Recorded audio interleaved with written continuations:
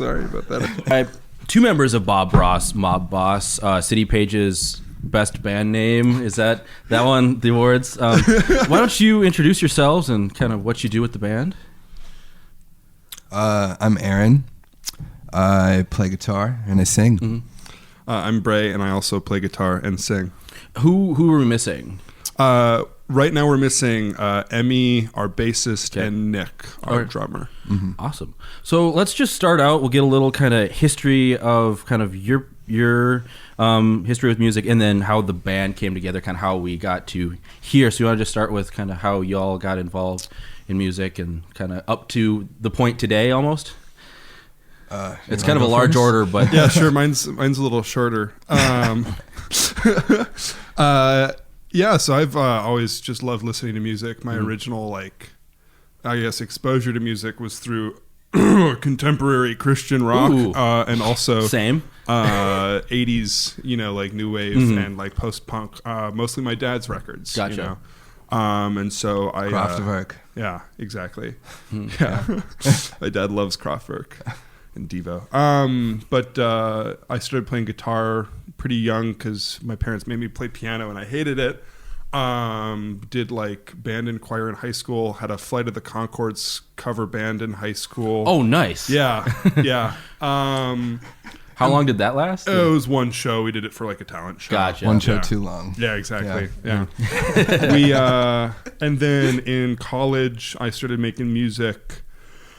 I had I don't know if I want to drop names because then people will Google it. I had a folk rock band called Toast that Okay. was fine, but at the college I was at, not a lot of people really cared, And then I started making grungier sort of pop punk music with a band called Second Class Spacemen for a while. That band broke up about my junior year of college, and then right as I was to graduate college, Aaron and I started talking about living together and starting a band. Gotcha. And that was Those two were one and the same. Yeah. Same motives. yeah. Is that then the High Watt House when that came Exactly. together? Because Yeah. do you both manage that, or how? Yeah. Yeah. Okay. Along with our roommates. Gotcha. Yeah, we all run that together.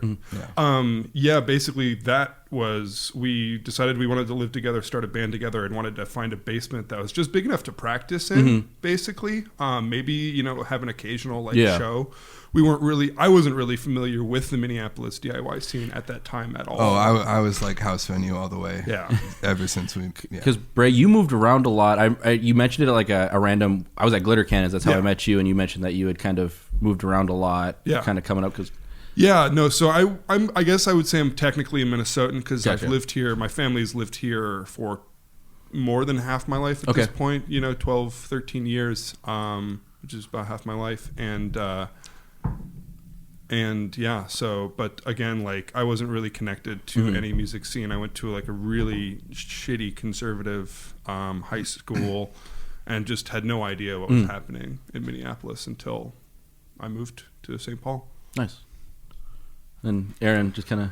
Yeah, I don't know. I grew up in a musical family. There was just, everyone sang. It was just a part of growing up, and, did piano, never stuck with it until I think I was 12 or 13, and my mom played acoustic guitar. Okay. And so I remember just wanting to learn, and, she would play at church camp and stuff. So I learned, G, C, D, open chords. And I remember, I'm left-handed and I always wanted to flip it over, but she didn't even know that was a thing. Yeah. And I was like, oh, it feels way more comfortable this way. So I forced myself to learn right-handed.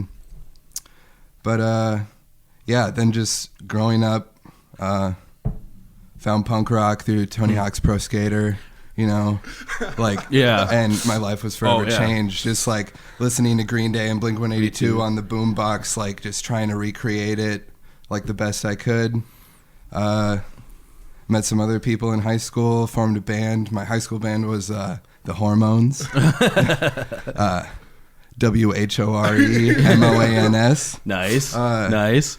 And that was the most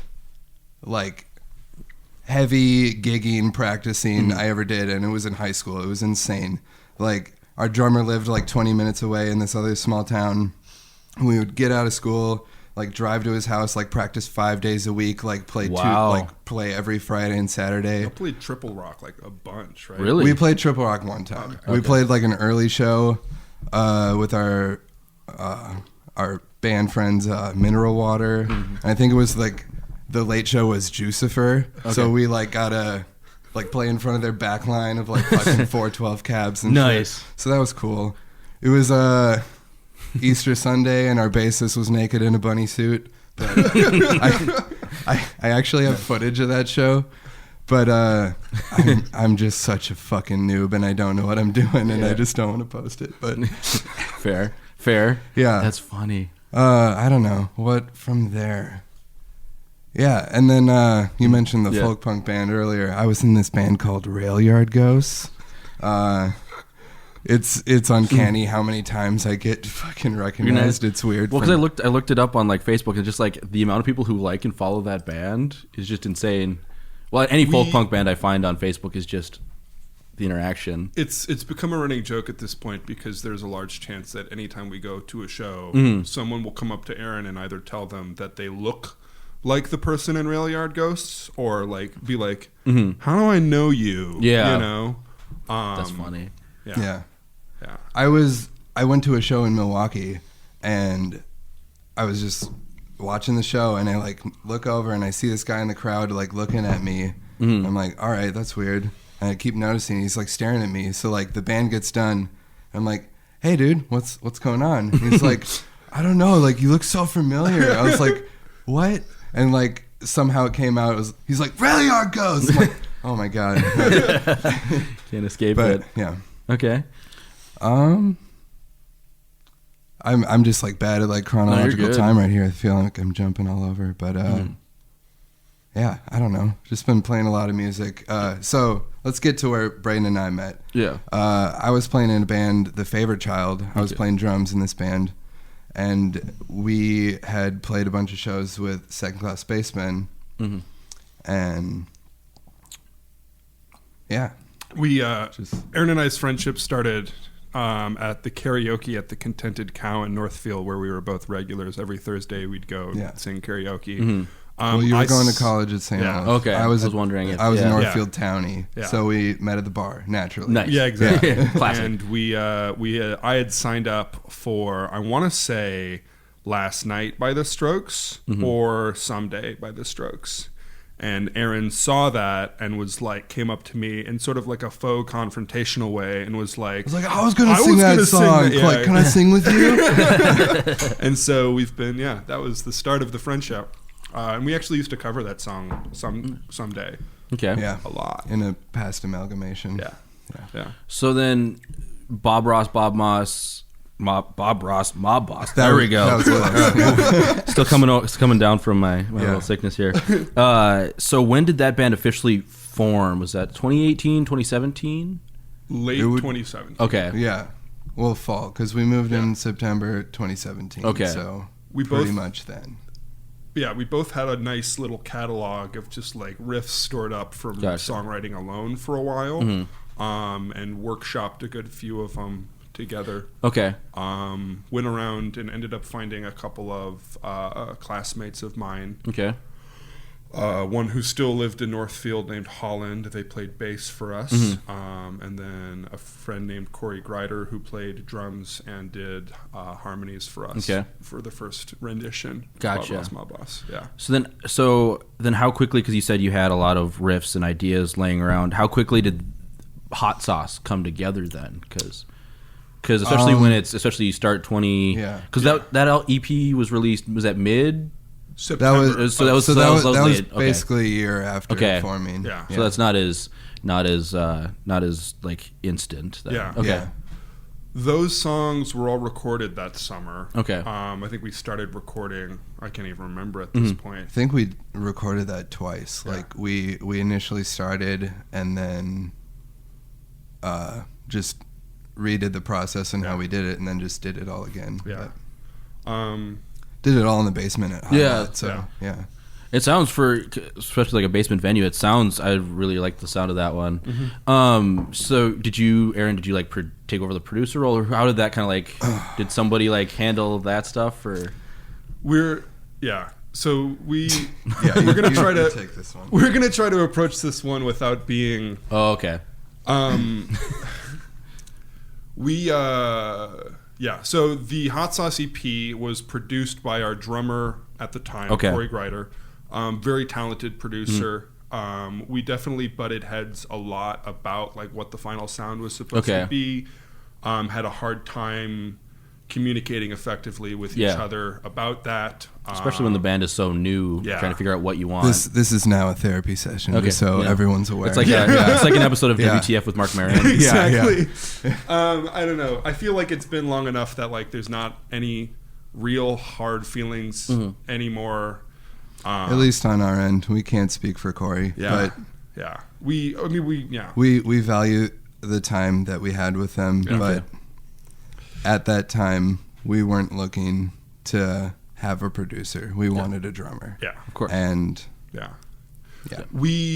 think we both have this conversation often. We listen back on it and go like, God, that was really good, but you know, we wanted it to sound more like it was recorded in a basement. You know? Oh, okay. So you're looking for more of like kind of like a more lo-fi. Gotcha. Exactly what we were looking for. And I feel like a lot of the character of our specific like guitar tones weren't really highlighted. Okay. But yeah, no, it's an awesome EP, and the songs are still really dear to us. And we were also really genre confused at that time, you know, because I like think there's like 4 different kinds of songs in that. You know, I mean, it's all vaguely punk emo, right? But then like the ending song, Tall Boys, was like, you know, a Red Hot Chili Peppers-esque like grunge vibe, and like you know? Hey Orion kind of has post-rocky vibes with the twinkly guitars and the swells and stuff like that. It was really just like a demo tape of like us being like, who the fuck are we? Like, I don't know, trying to figure it out. Gotcha. So then did the name of the EP come with the hot sauce that you now sell, or was the hot sauce the idea along with? The question I should ask then is, where did the hot sauce come from, and why is that kind of your shtick? Okay, there's like, it really just started from trying to find more things that would rhyme and just stupid puns all the way, like Bob Ross Ma Boss tube socks, Bob Ross Ma Boss dental floss, like, and then hot sauce was one of those, and we're like, oh, that'd be a good merch idea. And I think we made a joke post about it on Facebook. Because we used to really only be on Facebook for the first like year, and somebody really took it and was like, "You better." Oh yeah, you know. And so we did, and it was popular. But the name of the EP comes from like, you know, there was a moment when we were recording where I, at the time, was not writing solos. I was like improvising them. You know. And so for some of the solos for the show or for the recording. There was one that like the first take I just nailed it, and like I yelled like I just shit hot gold, you know, out of my ass. And so we were joking about calling the EP Hot Gold, and then we just decided to call it Hot Sauce instead. And like the cover is like, I don't know, a lot of those songs are about like my own struggle with alcoholism, you know, and so like that's also sort of like the sauce, you know, as it goes, is like what the other sort of like connotation is there. But it's also, you know. We also early on in playing shows got coined Spicy Sad by one of our fans, Juno. Yeah. So it's pretty good. So then, do you both handle like the songwriting duties, or how does that work with the band? Because I know you both handle vocals. Now, when listening to both Hot Sauce and your new EP, which we'll be getting to in a little bit, it's obviously, but you don't like handle like cleans and screams, or it doesn't always sound like it's trading off. So I was wondering how kind of those duties, like especially with writing and then vocal duties as well, how those like work within the band. It's pretty much just like a nice Venn diagram of like bubbles where it's like almost half Okay. each of us, Yeah. and then we just meet in the middle and just like meld it together. Okay. By the time that most of, especially on Everything's Chrome in the Future, by the time that all of those songs were done, they were neither of ours Okay. anymore, if that makes sense. Yeah. You know, a lot of them started off as half-written riffs that we would bring to each other, and a lot of them also started off as like almost full songs, you know, but by the time that each of us would give an idea or like we would tweak the arrangement, I don't think any of the lyrics anymore are just one of ours, you know, because like there's a couple of the songs where like Aaron wrote the verses and I wrote the choruses, and then we like tweaked it a bit either way. Yeah. Okay. We like to say that at the end it's a Bob Ross Mob Boss song. Yeah. You Okay. know, especially because sometimes even our drummer and our bassist will help with the arrangement. You know, that's kind of the goal. Gotcha. So then moving in then to Everything's Chroma in the Future, just talk to me about that record and putting that together, because much like your previous EP, there are those themes that are kind of bleak, especially you talk about like struggling with alcoholism and kind of that depression and loneliness. But unlike Hot Sauce, it feels like this EP, you leave out a little bit of those sardonic moments. Kind of like Indoor Cat is the one that is easy to point to. Yeah. Like the line, but I have allergies, we talk about fresh air, or the sunlight pisses you off. Yeah. Just kind of, was that a conscious choice to leave moments like that out, or kind of talk to me a little bit more about some of those thematic and other choices? I know it's a tall order, and Yeah, I have a couple of like, I have 3 or 4 songs I wanted to like dive into that caught my ear. So but just whatever you feel, and pick or choose.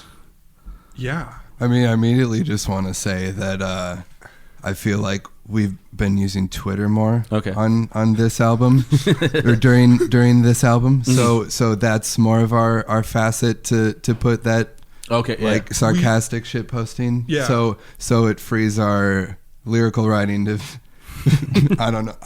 Yeah. You know. Yeah. I mean, yeah, not to dive also too deep into mental health, or I don't know. A lot of those lyrics in Hot Sauce were, we had a riff first and we would all just be jamming for like hours in our basement, and we would just like, I would just like improvise and like spitball some lyrics, you know? And that was how a lot of Hot Sauce got written. Yeah. There wasn't, and then I guess the lyrics, and it was a lot easier to take a more, I don't know, sardonic approach towards my mental health at that point. I'm trying to even just remember how a lot of those lyrics got written.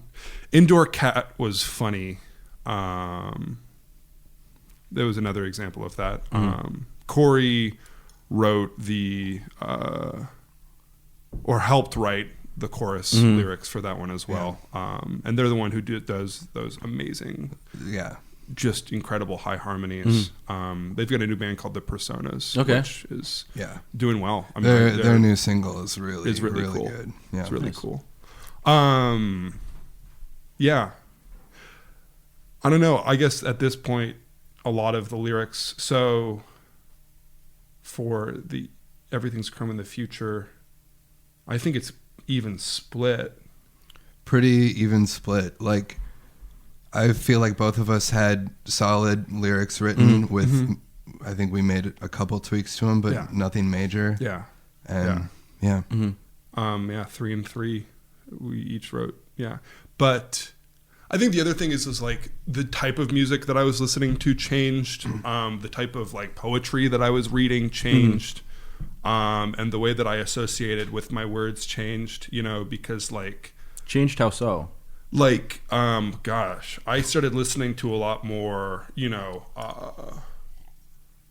just like 90s alternative music instead of like, man, I'm trying to even remember what like the influences to Hot Sauce were. I feel like a lot of those lyrics are kind of Jeff Rosenstocky. Okay, yeah. You know, like where he's got that kind of like dark sense of humor about his own misery. Whereas like now I'm trying to be like actually poetic about how much pain I'm in. Instead of, That's a good way to put it. We still, and that was one thing that I was like a little bit, definitely like we had this conversation where it's like we're like not losing because again with our online presence and the way that we interact with people at shows, like we try to maintain that like weird combination of like taking the music seriously when it needs to be taken seriously, but also like not taking it too seriously because you're there to have fun. If you're not having fun, what's the point? So you want that moment of catharsis, but you don't want it to be so heavy that it's not enjoyable to perform. Yeah. So, yeah, I don't know. I hope it still, comes across as deeply personal as the last one did to some people. That was wild to have somebody come up to me and tell me how much that hot sauce meant to them. Because we released that, and it's kind of just like felt to us like it just kind of disappeared. Like I love it and it sounds good, but it really was like a clumsy like demo tape of like I made this, don't break it. And so like I don't know, for us to have that sort of detachment from it and then people just validate it feels nice. Gotcha. So I picked a couple of songs out of there that I just wanted to see if you tell a little story behind it, kind of what was going on when writing it.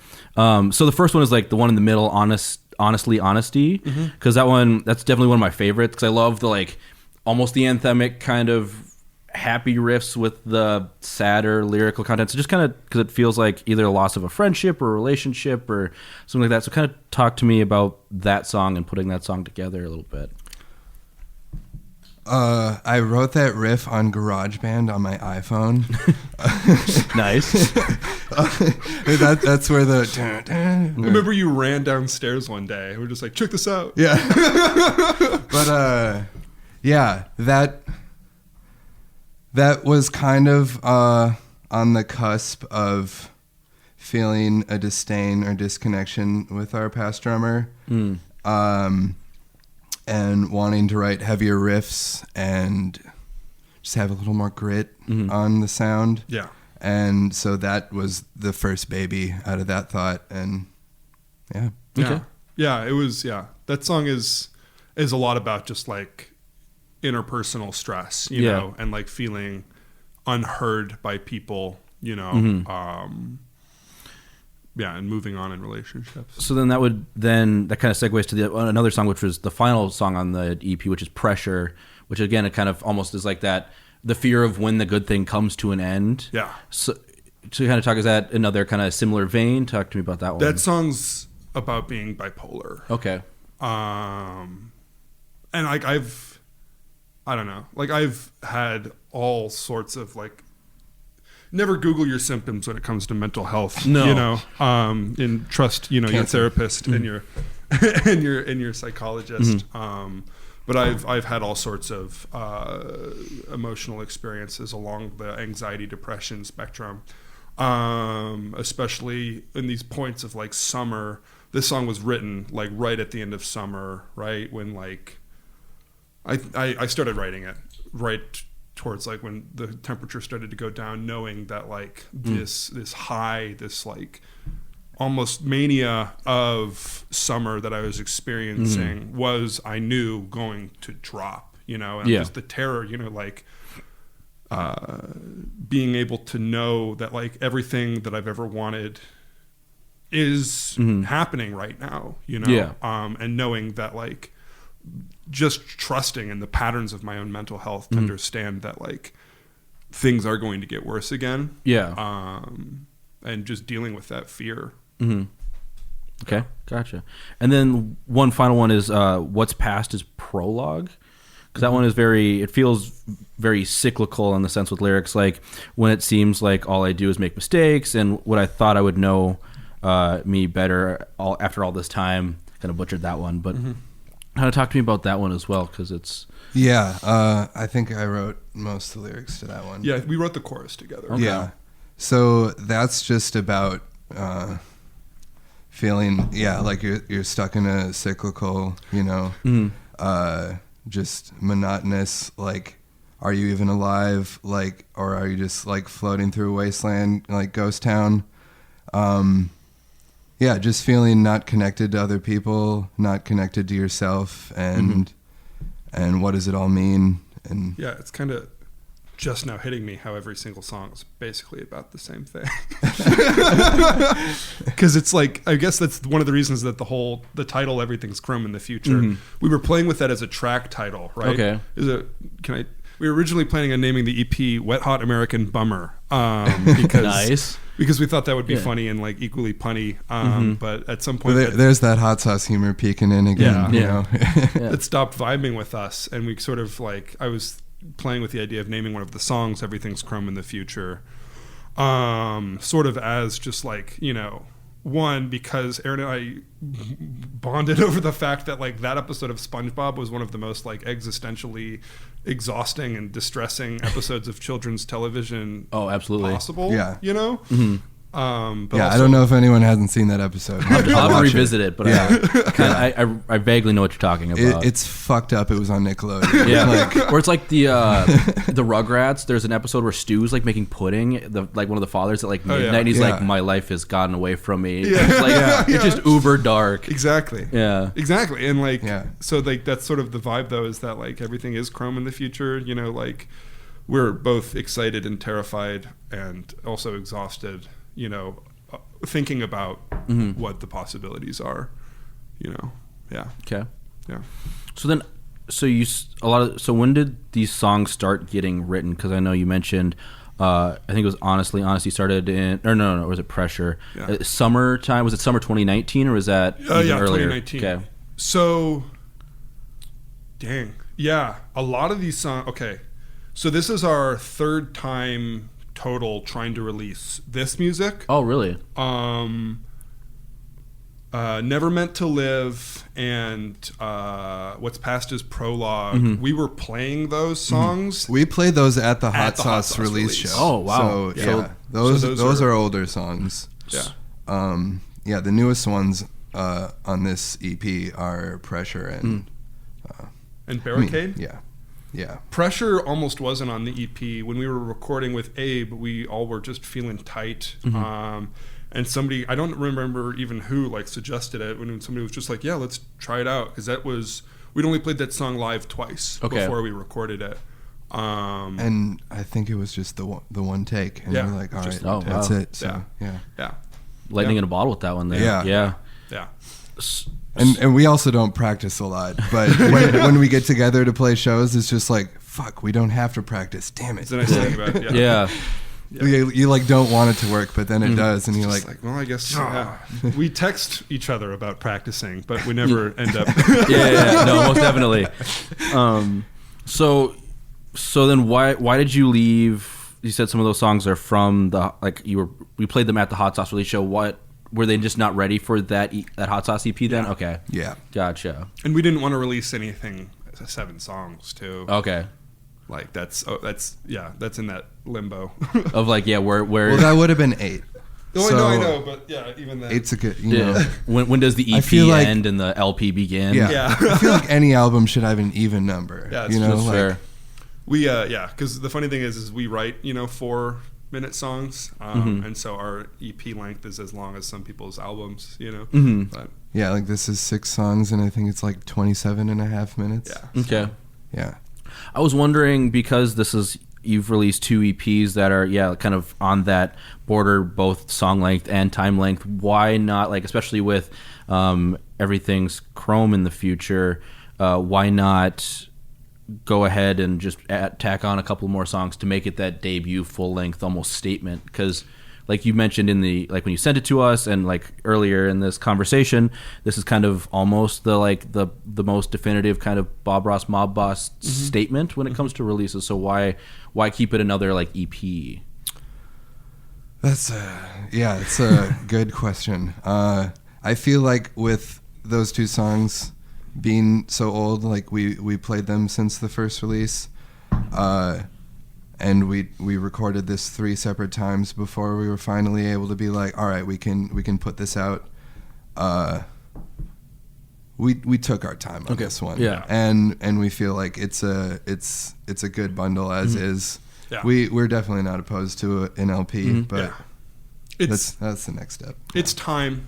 And we are just ready to move on to I guess chapter 3. Gotcha. You know, get the ball rolling towards what the next step is. You know. Okay. Yeah.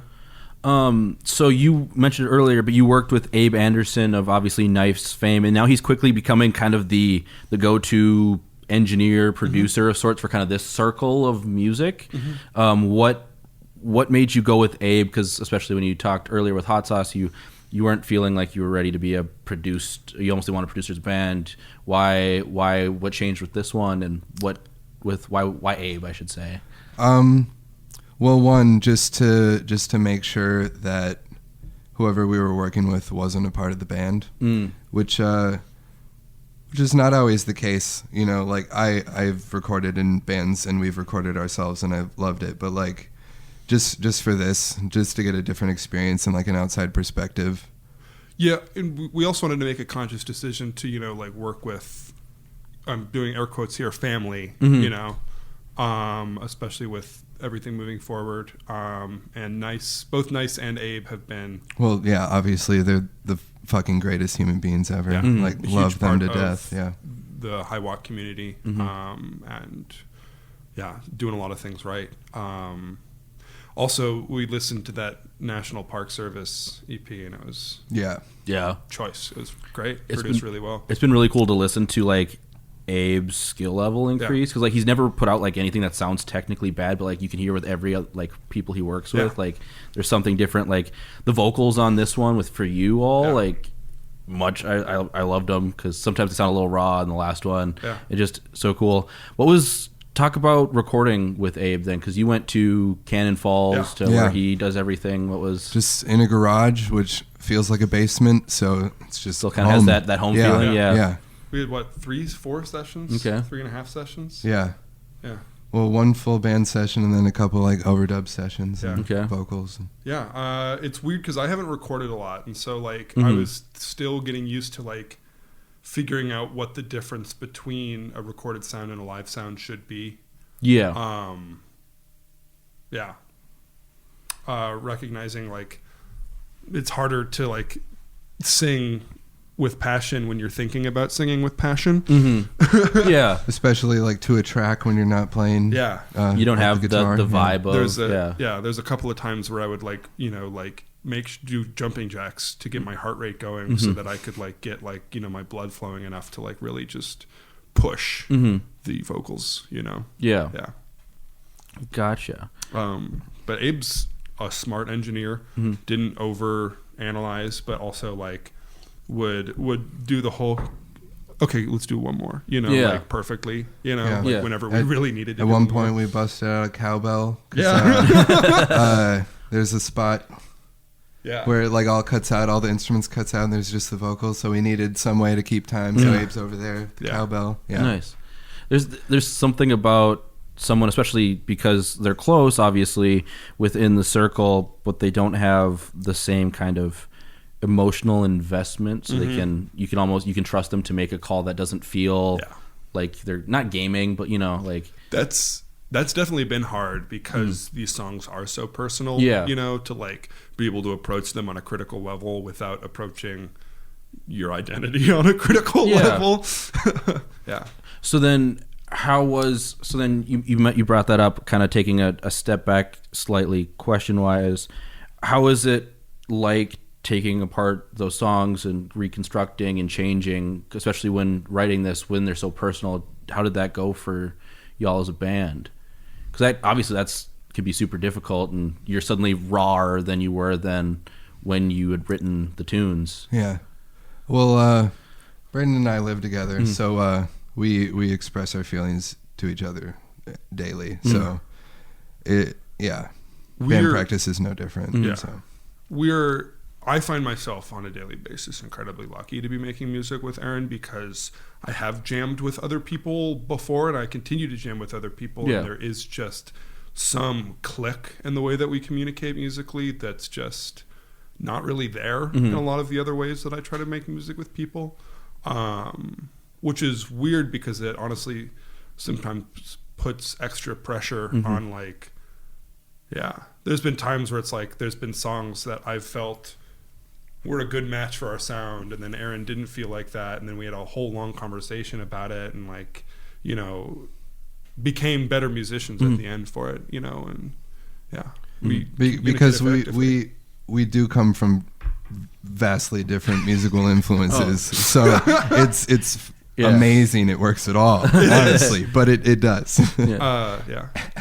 No, we definitely make fun of each other for that sometimes, because I really like, you know, like I said, like 80s post-punk, you know, REM is my favorite band of all time. Okay, yeah. And Aaron can't stand Michael Stipe. Oh, rip. I don't know. I never got bitten by the REM bug. Yeah. It's the one. That's the one band like trying to get into. Funny side tangent. I had an uncle who was their road manager for forever. So like when he passed away, they had like all of his stuff like on their website for like a couple days. Damn, that's really. I know. I never got to meet him, which was whack, but like random aside. If you get his email, you can send him the CT. Yeah. I wrote this for you, Michael.